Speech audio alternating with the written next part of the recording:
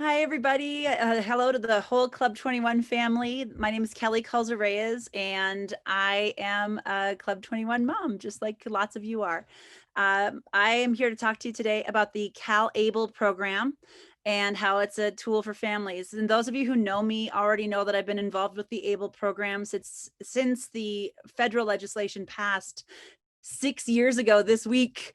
I've been involved with the CalABLE program ever since and getting it off the ground. Amelia, our daughter, who's pictured here with our family, was the first CalABLE account beneficiary in the state of California and for the CalABLE program. So she was honored with her mother, and her mother got to talk, that's me, at the opening back in, it was a December some time ago, a couple of years, I think 2 years ago. So I'm just going to talk to you a little bit about CalABLE, what it is, how it could be helpful to you, and hopefully answer questions that you might have about the program. So this is first. I am a mom and I consider myself an advocate, but I am not a financial planner. You do not need to take financial advice from me. I am not qualified to give that. If you have an English paper that you want me to correct, I'm all over it. That's really my forte. But I know a lot about the ABLE program, but if you know more about it, you go nuts. It's no big deal. So there are many ABLE programs, and finding the one that's right for you is pretty cool. So there's a comparison tool at the ABLE National Resource Center. That's ablenrc.org.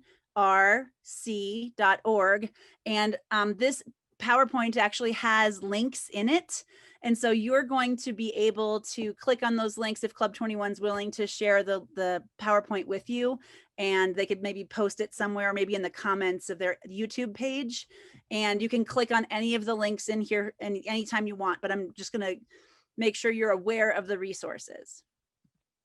All right, so on the ABLE National Resource page, or National Resource Center page, they have a 5-step program. And a lot of us who are in the Club 21 community already have kind of these parts of these already taken care of, right? So we have our setting our financial goals. I'm really good at that, and that's why I have no financial problems, which is lucky for me, and also a bold-faced lie. So we work on having our financial goals, and then we imagine them as time goes on and things happen. Then we also have our building a circle of support, which I think is the most wonderful thing about Club 21. Our circle of support exists because of Nancy and Mike Lidekin. Without them, we would never have stayed in this beautiful state. Never would have happened. So just being associated with Club 21, you already have access to a circle of support with amazing individuals. So you're already halfway there. Well, two-fifths of the way there. I guess my math needs some work. So we've got making smart financial decisions, and that's something we all can strive towards. Monitoring your ABLE account is another one of their steps, and then celebrating independence. And for us, the reason we want an ABLE account for our daughter is so that in adulthood, she has options, because we know very well that life happens and that things change, and we want to make sure that we have a little nest egg for her in case things aren't covered or aren't paid for and she just needs extra help at some point.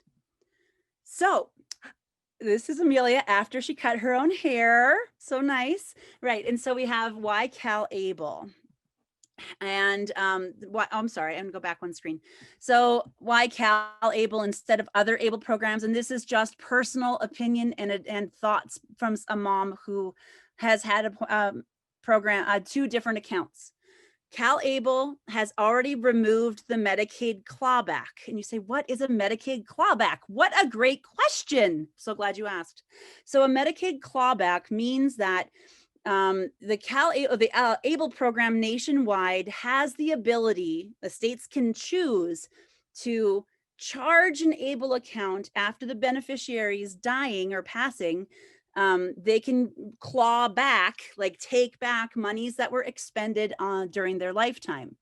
California has removed that. And now she can like have her money and then she can leave it to her own beneficiary. And that can be her brothers, her partner, her you know, best friend, whatever it is that she wants to do with that money when life allows for her to need a beneficiary, that's an option now for her. So in other states, they can charge the monies expended on the individual from the day that the ABLE account was opened. And in California, that does not exist. So if Amelia expends more money that the like Medi-Cal needs to spend on her in her lifetime, and they want to use some of that money from her ABLE account, too bad for them. That's not an option in California. All right. So that's one of the reasons I think CalABLE is the best thing for our family. Plus, I love California. I love that we've got this option, and I want to support our program so that it's strong for years and years to come. So how it works is basically you need to open an account. The entire process is online, okay? So all you have to do is go to their website, which is calable.ca.gov. And then on that page, you can open an account. And that's the same page that you're going to access your account, and you can get all of your reports from that same place. So that's where you go for that. Now I can show you this, and I want to make sure that I can get back to my presentation. But so this area right here, this is what their page looks like. I'm going to click on it, and it's going to take me hopefully straight to. And so it looks like this. And when you want to open your own account, all you have to do is come up here where it says open an account and click on it. And then it's going to give you information about what you need to be able to open this account. So when I click on open an account, I scroll down the page a little bit. Amelia is in one of these CalABLE profiles. It's so cute. Anyways, so you can, when you get started, you're gonna just click on that. And then the enroll now button is right here. And this gives you the instructions of what you're going to need in order to be able to open your account. You're like, who can open an account? Eligibility requirements, all the nitty gritty stuff. You need to have a bank account so that you can transfer money from the bank account into the CalABLE account and vice versa. So if you want to be able to withdraw money, you want to make sure that's all set up.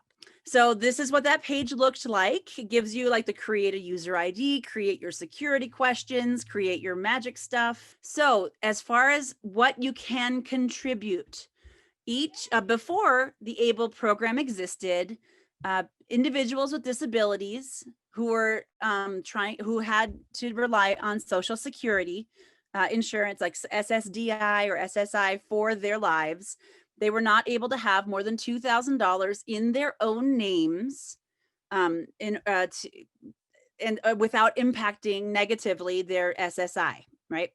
Now you can save up to $15,000 per year. It's in an account that earns interest. It has different amounts, kind of like a retirement account would. You can have a conservative growth area, moderate growth. That's coming up in another slide as well.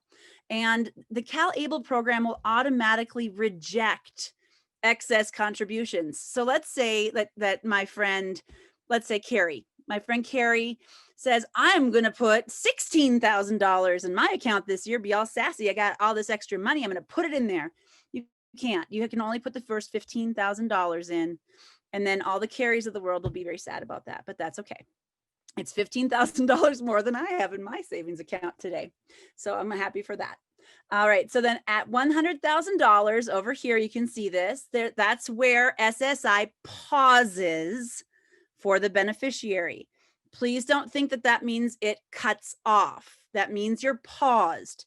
You can spend down your money at $100,000, which, as you can see from your own excellent math skills, you're not going to hit $100,000 in that account until a minimum of, let's say, not quite 7 years, right? If you put the maximum amount in 6.5 years, we're not even open 6.5 years yet. Nobody has hit this threshold yet in California with a CalABLE account. But at $100,000, the SSI will pause until you spend money down, okay? If you are not an SSI recipient or don't care and don't want SSI, then you can have your total cap at $529,000. and that's contributions only. That's the contribution cap. Okay. So that's that.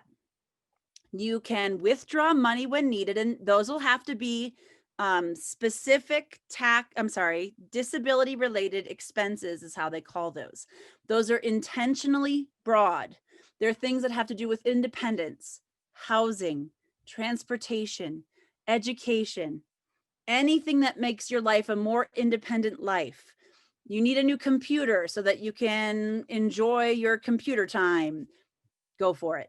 You need your to be able to transport yourself via Uber. You want to recharge an Uber card. Go nuts.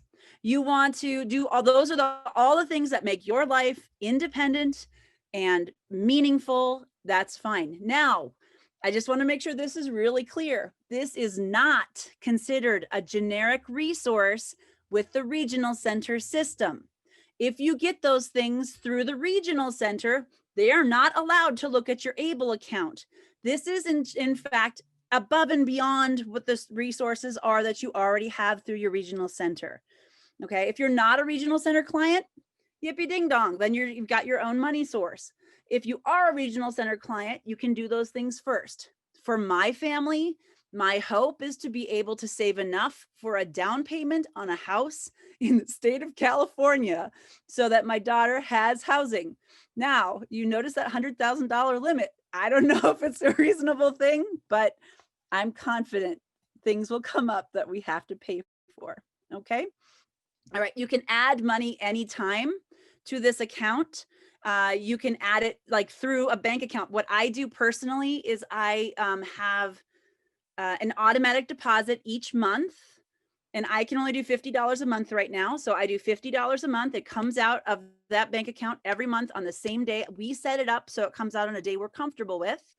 And then when my grandma decides that she's got an extra couple of chunk of change, then she sends it to this address down. Oh, sorry, the address down here at the bottom, down in Jacksonville, Florida, because why not? That is where it is. I have no answer for why. So if you ask me why, I will not answer it. I will just say that is where it goes. But it has worked in the process. My grandma sends a check down there, or I send it down there for her, and it works out just fine. She does not use the internet.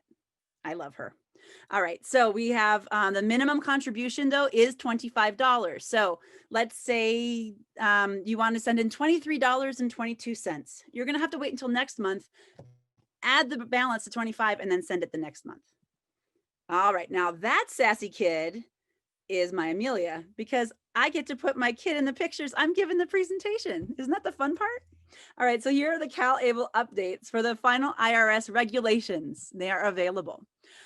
This stuff is brand new. I just found out about it yesterday on a call for the CalABLE program. They wanted people who've been involved with it for a while to get these updates.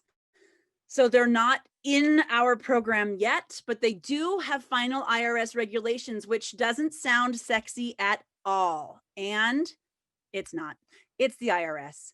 But what's cool about this is that they decided that we can do things a little bit differently, and they've never given regulations on those 529 college savings accounts, which is the closest thing that exists to this.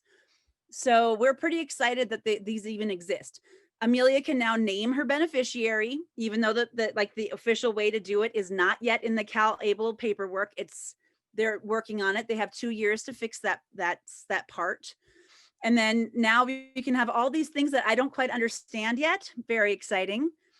All this, so the new hierarchy of individuals who can serve as a, oh my gosh, ALR. Who knows what ALR is? Whoever does, put it in the chat. And then I can't remember what that acronym is. It's something, it's the person who can serve as the designee, right? The legal representative, a legal representative. A stands for something important, and we'll think of it later. So how is the CalABLE program doing so far? Some people care about this a lot, and some people don't. It has pretty graphs and charts. So if you enjoy graphs and charts, this is for you. What's very exciting about CalABLE is we are just 2 years old. Look at, this is the first day. This is Amelia's account on the first day right here. And we're over $30 million in assets right now, which makes us a stronger program. We're one of the fastest growing programs in the country. And why is that important? Why would we care? We have to have this program sustainable within 5 years of implementation. And that's what the federal law states. So if it's not, like, we don't want our program to be collapsed into another state. If other states want to join us, that's fine. We'll take their assets and help them grow all together.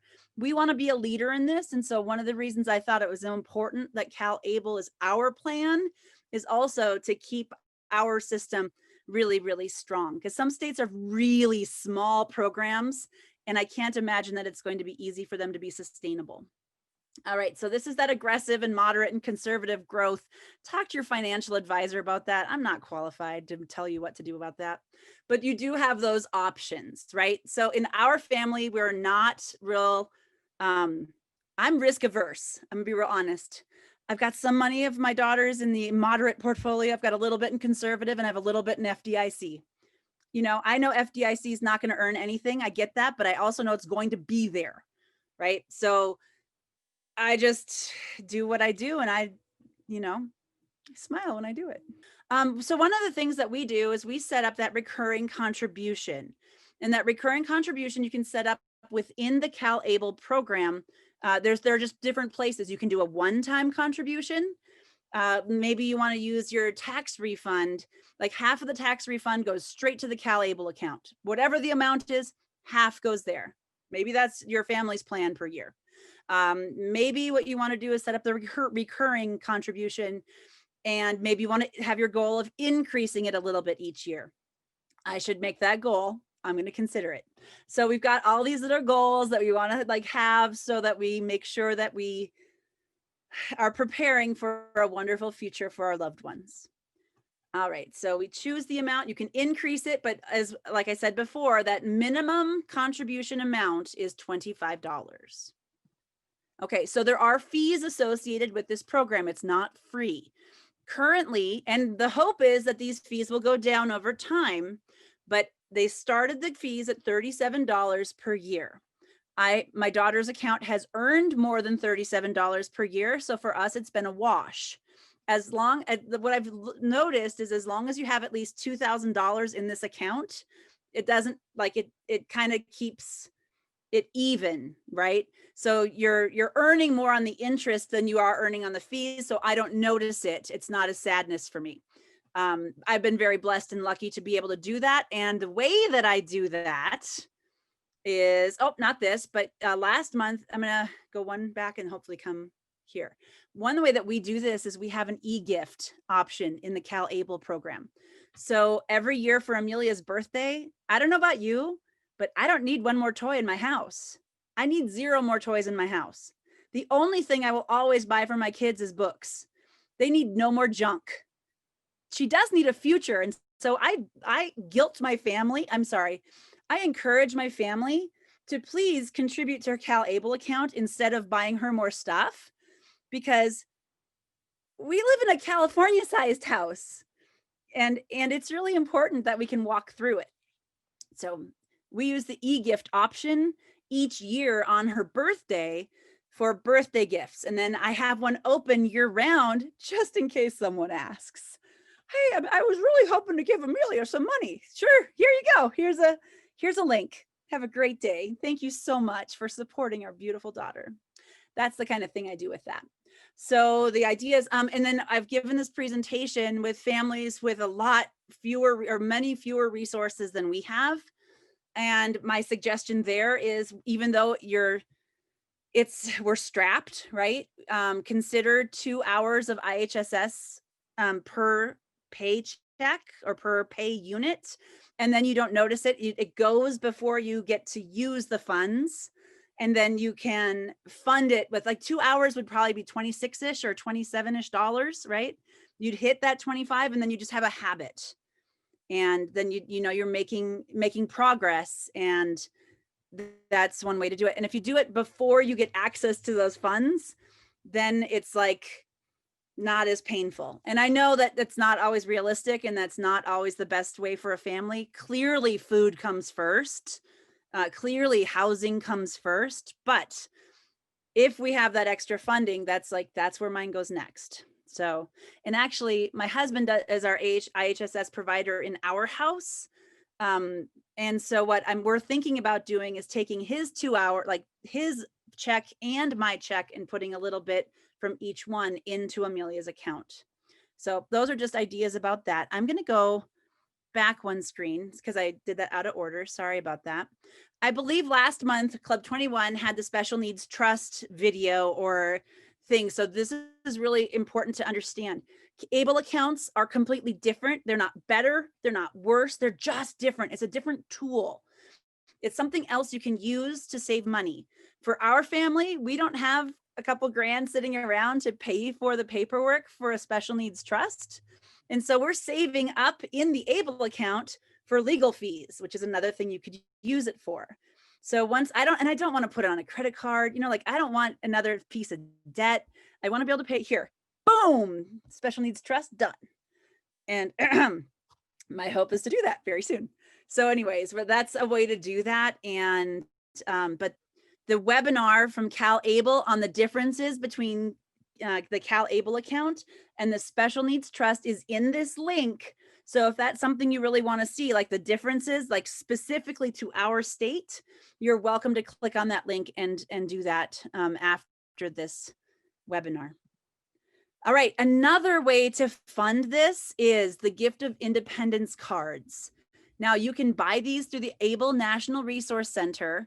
Let's say you don't want to do an e-gifting thing, right? Maybe I just want to buy a couple of Gift of Independence cards I'm working with some of the self-determination families right now.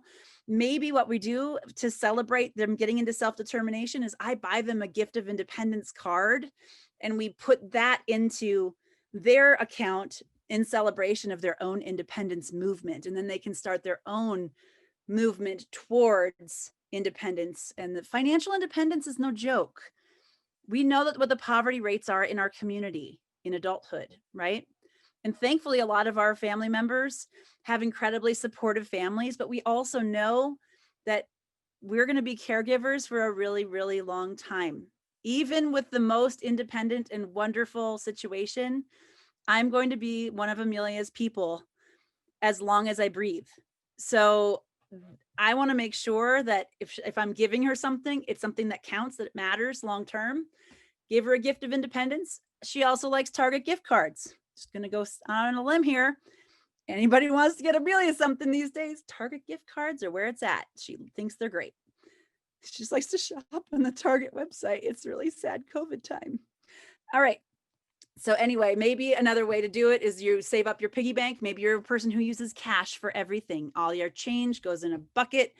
And at the end of the month, if it's more than $25 or end of 3 months, in my case, because I never use cash, you would be able to just deposit that into an account also.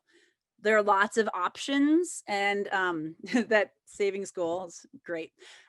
Quite honestly, we're talking about that circle of support. That's the lady that makes it possible in my family for me to have an account. That's my grandma and that's my little girl. And well, this is a couple years old now, but she is the reason I was able to start an ABLE account for my daughter and not feel like I was going to lose money on that fee each year. So it's been pretty cool to have our circle of support, both here in California and in Minnesota, where all of my family is. So then we've got another thing that the ABLE programs have, both the National Resource Center and CalABLE, we have an ambassador program. So these ambassadors can be self-advocates, people who are the account holders, but this gentleman lives here in California. He's a CalABLE account holder, and his strategies for funding his account are his employment earnings, his SSI back payments, his circle of support, like grandma who was in the last picture, and then the Gift of Independence cards that he requests as gifts. So those are pretty cool ways to support each other. Now, CalABLE does have a board, and it is responsible to the taxpayers. It's overseen by the Treasurer's Office in California. If you are interested in learning more, we are always welcome as members of the public. to attend their board meetings, because who doesn't want to go to a 4-hour-long board meeting? Anyway, if you do, here are the options for 2021. Most of the people whose faces I can see right now look like they're planning to be there on March 16th. So I look forward to seeing them there. And then basically, when you want to open an account, you just have to go to that webpage. It is a completely online process. There's no brick and mortar location. If you go to your bank and ask about it, they will say, a Cal what? And then you will be frustrated and say, it must not be real, which is what my husband did, but I'm not telling on him. He does this, and he just won't be persuaded. It's like, real, dude. We have one. It's good. So you go to the calable.ca.gov website. And if you have questions about the CalABLE program, you can call them or visit them online. And if you have big problems, you just say, Kelly, can you call what's his face? And I will call Dante and ask him to answer your questions personally, because Kelly does stuff like that. All right, so there are free resources. I'm sorry, this is blue, that's hard to see, but it is a link that you can click on if Club 21 is willing to put this on their YouTube page, which I think they will. You can just click on the links here. There are all kinds of resources for you at the State Treasurer's website. The National ABLE Resource Center has plenty of resources for you. There's all kinds of stuff to do it, but what I've found is the most important thing is to feel comfortable and confident in the process. So people who say like, I just don't know how to start, right? Like, I don't know how to do this. Like, I don't know what to do first. That's okay. You just click where it says open an account. You make sure you get those 3 pieces of information that they need from you. You're going to need your social security number, both yours and the beneficiary if you are not the beneficiary. You're going to need a thing that says what your diagnosis is and how you qualify for having the account. It's like a certification that a doctor would sign for you. And then you also need a bank account to connect to that so that you can put money into your CalABLE account. So it's really not very complicated. But once you get in there, like one of the things I do is I just run a session like one-on-one with a mom, and I'll just say, hey, let's just do this together through Zoom, and I'll like walk you through it. Oh, click there. That's no problem. It'll be fine. Click there. You'll be great. And then once people have it open and they have it automatic deposited, like with connected to their bank accounts, then all of a sudden they're good. The e-gifting process, no problem. I mean, that is the coolest. I love the e-gifting part. So that looks like all I've got for you for as far as slides go. I would love to answer questions if I know the answers. Hey, Kelly, thank you so much for all this information. It was really helpful. I think I'll have a couple of questions. The first is, when you say linked to a bank account, is that would that be like my account if that's where most of the money is going to come from, or grandma's account? Or, okay, so it wouldn't be something that Tyler would access to actually pay for stuff. Correct. And actually that brought up a really great question, Carrie. Thank you. So for us, it's Amelia's CalABLE account is connected to my bank account, or our bank account, excuse me. And that's where I deposit my funds into that. I don't know. I'm pretty sure you could connect multiple accounts, but I only have one, so I'm not sure about that. I think that'd be a great question for CalABLE. And the other part of that is when Amelia or when Tyler want to use their funds, there is a rechargeable Visa card now that didn't exist when we opened our account, but they do have it now. So it's like a prepaid debit card. And one of the reasons it's a prepaid debit card and not like just an open debit card is not everybody who has a CalABLE account has the financial literacy skills to safely maneuver large amounts of money. Many people do, okay? But some people need additional support, and it's a safety procedure, a safety, like a bouncer who doesn't allow you to use all of the funds at one time. Okay, so let's say Amelia knows she has a rent payment that she has to make, and let's say she has to use what is it? A voucher for part of her rent, but she has to pay the rest of it. The amount that she wants to use to pay that extra amount, like maybe it's $300 extra per month for her rent because, California. So let's say she has that, she has to put that on, charge her that debit card, prepaid debit card, use it within that month so that it doesn't count as income and doesn't impact her SSI or her whatever it is that she needs, if that's a need of hers. And then you use that within that calendar month and it will not count against you as income. If you let that money be in your regular possession, this is my understanding, in your own accounts or in your stuff for more than that month, it becomes income and then could count against you for that. You know how we have those income limits and things like that? That is one way to avoid that particular penalty. So the money on that, like if at the beginning of the month or at some point we put, $300 on, we release $300 to the Visa card. Yes. Then that amount is counted as his assets towards that 2,000 and stuff. In the next month. Right. Just for, Not within that calendar month, but the next month, as far as my understanding is that it will. So it's something to be careful about. Yeah. And I don't know how easy that is to maneuver at this point, because we actually don't have one of those cards. Mm-hmm. Ours is a savings plan for Amelia for years in the future. Right. So I'm not at a point where I'm using the account in that way yet. So it would be a really important thing to learn more about. Yeah, I imagine using it kind of as a checking account for him at some point. Yes. In just a few years, so that he can start practicing and having a little bit for his own. Absolutely. And it is supposed to be a transactional account, and it's a little more complicated because it's transactional and you can earn money on it, right?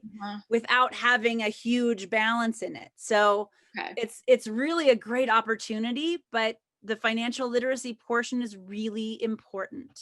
Yeah. That's great. Thank you. Sure. My other question was just if you have any more a little more information about the Gift of Independence cards versus the EGift features. I've never used the Gift of Independence card, but we use the EGift feature within our CalABLE account. So I can speak to the EGift very naturally, but I'd like to get more information. I've never actually purchased the EGift or Gift of Independence cards. So I can tell you that the EGift is quite easy to set up.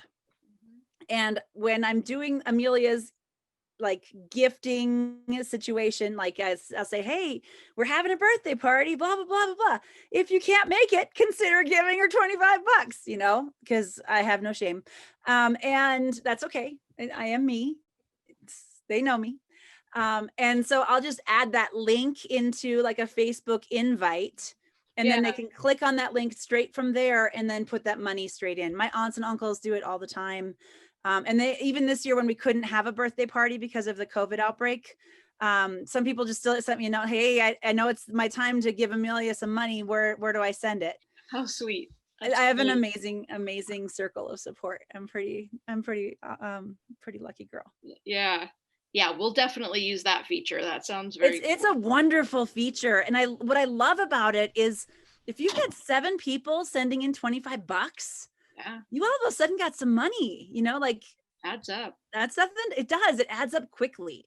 And thankfully I've got a couple who always I really need to send her something. And I'm kind of getting up there in age. I might not be around next year. I better send her extra. Aww. And they're honest Midwesterners. And so what do you do? How sweet. They're very practical people. Let's say you have 15,000 a year. Yes. Then I'm giving you scenarios. So then, sure. So then somebody says it's Christmas. Oh my gosh, I got some extra money. I want to put it in there. what you're saying is CalABLE will reject it, correct? Okay. Yes. What if reject it even if you don't take that money out? Correct. Okay. So The let's say- contribution, can I stop for a second just to make sure that we're on the same page?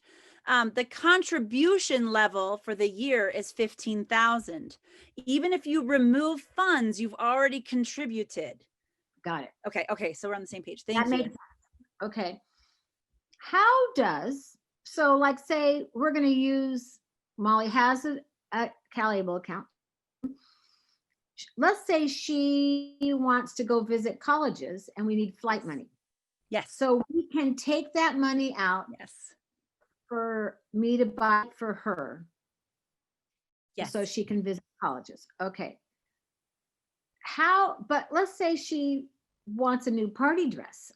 Nobody knows how much she's taking out. I mean, I'm only going to use it for important things, but there isn't anything that we have to report at the end of the day. What's that, $99 thing? And for me to Mhm. write in party dress. So I how do would they say- keep track that this?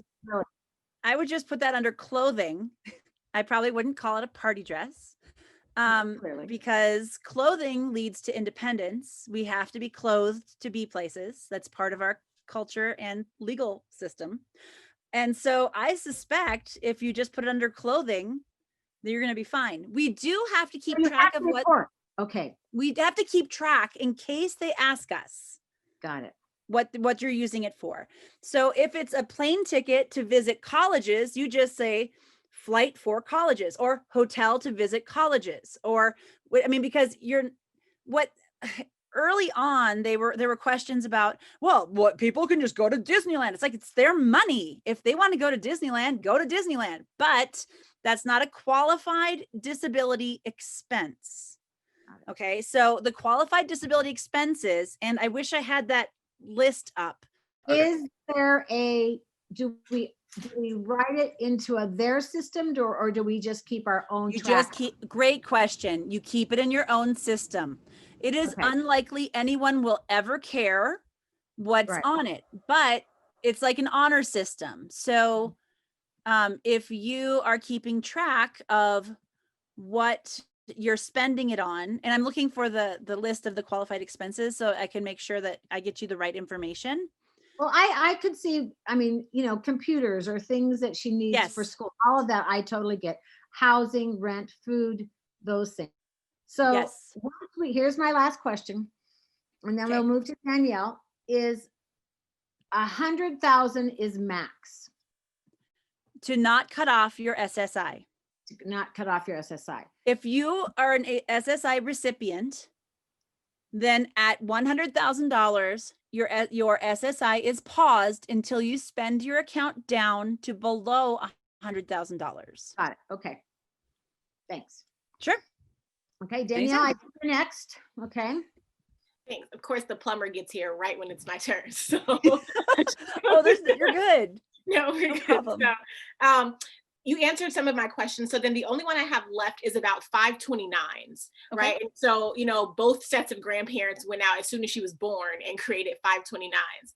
And Yes. I've been on the CalABLE webinars and Yep. things, recognize this is a better option for her, but do you just keep them separate? Is it something where it sounds to me like I'd rather them just gift those funds? You can actually roll them over, and there's That's what I'm there's been law to make it possible for you to do that. Perfect. I can find the link for you, or it's on the ABLE National Resource Center page. Okay. I didn't have a 529 created for my daughter, so I didn't have to roll that over, but there is a rollover law that's been passed.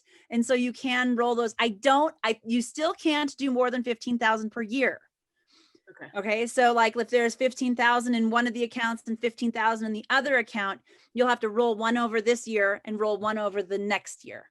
And they can be rolled over even if I did not create the accounts. They were created by. It's my understanding that yes, but I don't have experience with doing that. Okay. I'll look into it. Thank you so much. It is, of course. I'm so glad you asked that one. That's not one that I prepared for. So thank you. Yeah, that's the only thing that's been holding me back from creating a CalABLE I get it. account. I'm like, well, we already have these external accounts. Like, does this make sense? But it sounds like it makes much more sense. To me, it does, you know, Yeah. because it can be the cool thing about a 529 is it's education related, right? This Right. is any life related disability stuff. So, like, if you need housing, if you need food, if you need travel to get to loved ones in another place, you want to go to a conference, you know, like there's a lot that it can be used for. So, it is much more flexible. Right. Okay. Thank you. You're very welcome.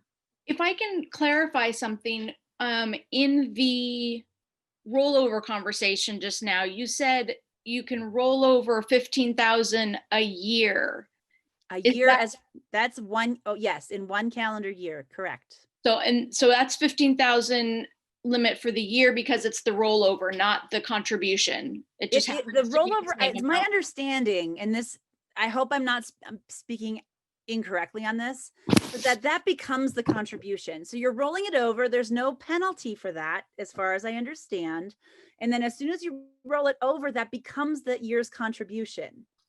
Right. So if you've got 3,000 in each one of them, you could roll them both over today and you'd be fine. But if Mhm. you have 15,000 in each one or 20,000 in each one, you'd have to do it over time because the $15,000 contribution limit still exists. Right. Does Sorry, that make more sense? absolutely. I completely super. was thinking 15,000 a month for some reason. It was Oh, wouldn't that be cool? my brain flipped it. So these are what they have on the CalABLE website as your qualified expenses. They have areas in education. So like Danielle was asking about 529 versus a 529A, which is what this is. It's like a super 529. And then you can use it in those areas just like you could in a 529. But also, and this is why they're cool, you could use it for transportation. You could use it for health, wellness, all of this, assistive technology, housing, purchase, mortgage, anything that you need, employment related things that aren't covered from other areas. And then the miscellaneous, like financial management, your legal fees, funeral expenses, the things that might just come up. Those are all eligible expenses. So I think that helps a lot. It's not the same as a 529 because you're only limited for 529 in this education area, right? Which is great, but it's not enough. And just so you know, in California, the 529, they tried to pass a thing where the 529 contributions would be tax deductible, and we tried to do the same thing for the 529A. I was one of the people who testified for that legislation. If the 529 legislation passes, they will have to pass the 529A for equity issues, right? Because you don't want to like say it's okay for people without disabilities and then not okay for people with disability. Like that's not going to work out.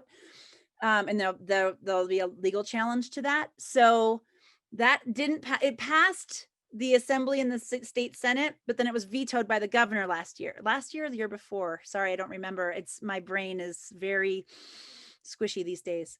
But once that does pass, if that does pass at some point, the actual contributions could be at that point tax deductible. They are not today. Some states have that. Ours does not. We have the Medicaid clawback removal, which is really important, but we don't have the tax deduction yet. We're still working on it, work in progress. Thinking about the gift of independence card, I know you didn't know much about it, but I'm just trying to get the idea essentially though would just be to kind of facilitate a sense of independence.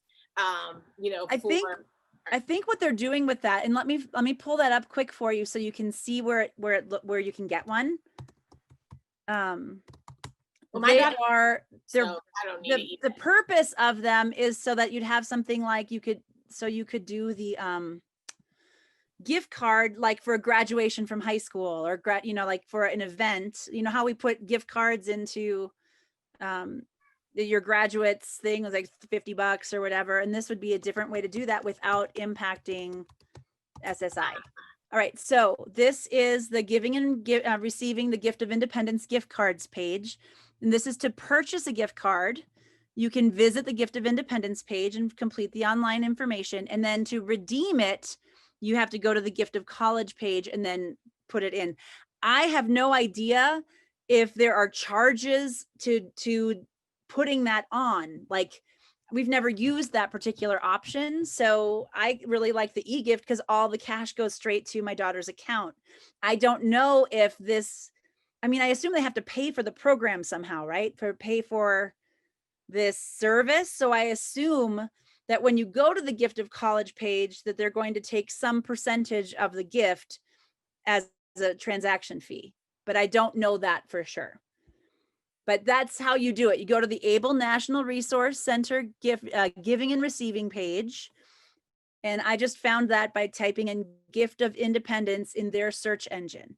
I was just wondering, we were talking about transportation and you mentioned going to visit family, and Tyler's very, very close to family, but they now live in Arkansas. Yes.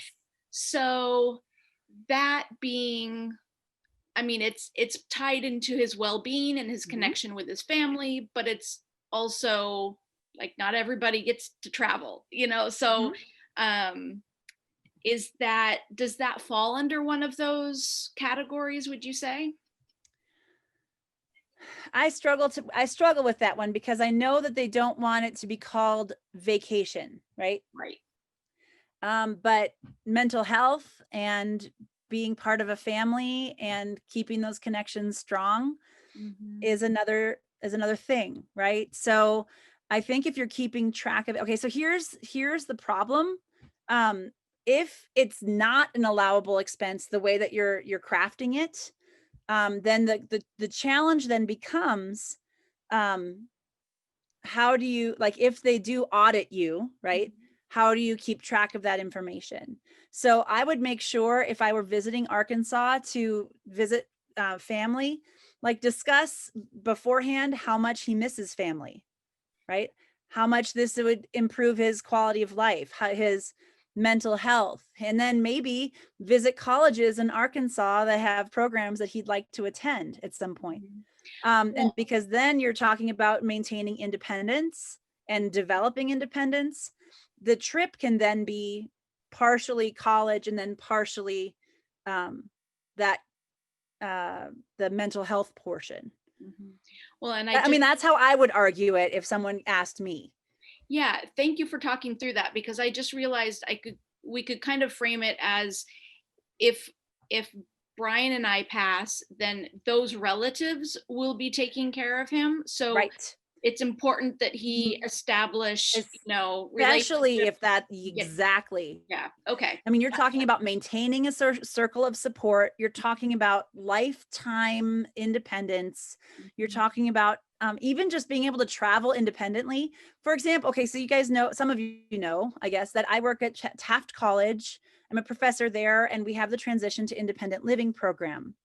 And our program has a specific component that is independent travel. Like, it is required that our students, by the end of their second year, can get home from Taft independently. They get their own plane ticket or bus ticket or train ticket.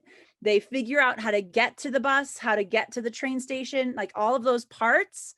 If you pull that activity into all of those pieces, and he does the planning, he purchases the ticket like with you, and you're doing the shopping, so you make sure you get a flight that's at a good planning time so you don't miss another thing. You can make this into an educational event. And that's the end result. I mean, I can make anything into an educational event if you ask me. So that was great. Thank you very much. Sure.